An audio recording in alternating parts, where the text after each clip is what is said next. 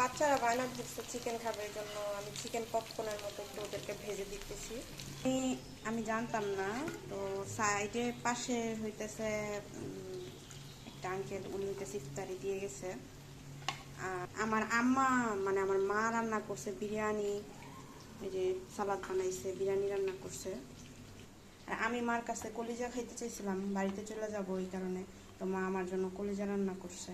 আজকে আমি না একদম তাড়াহুড়া করে রান্না করে দিছে। আসলে রিজিকের মালিক আল্লাহ।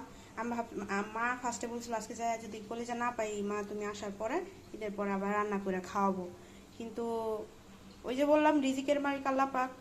মা বলে কথা, যেইভাবেই হোক মা কালেক্ট কইরা তাড়াতাড়ি করে রান্না করেছে। কারণ মা তুমি যাইবা, আমি আবার আসবা, এই যে আমার আমার শুধু মনে হবে তুমি খাইতে চাইছো, আমি রান্না করে খাওয়াইতে পারিনি, এই জন্য মানে আর্জেন্ট যা নিয়ে আসছে রান্না করে খাওয়াইছে। আসলে মার মতো দুনিয়াতে কেউ নাই।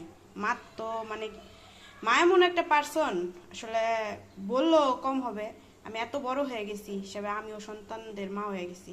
তো আসলে এই যে আবার এই যে সিম বাগার দিছে, ডাল রান্না করছে, তারপরে গরুর গোশত আছে, তারপরে ভাত রান্না করছে, আর সাথে হইতেছে কোকা কোলা, না হইলে তো জমেই না। রিজিক রিজিক হ্যাঁ ইয়েও আছে, রিজিকের মালিক আল্লাহ। হ্যাঁ, ধন্যবাদ দিয়া ছোট করিতে চাই না আমার মাদার রে। আল্লাহ হায়াত দারাজ করুক।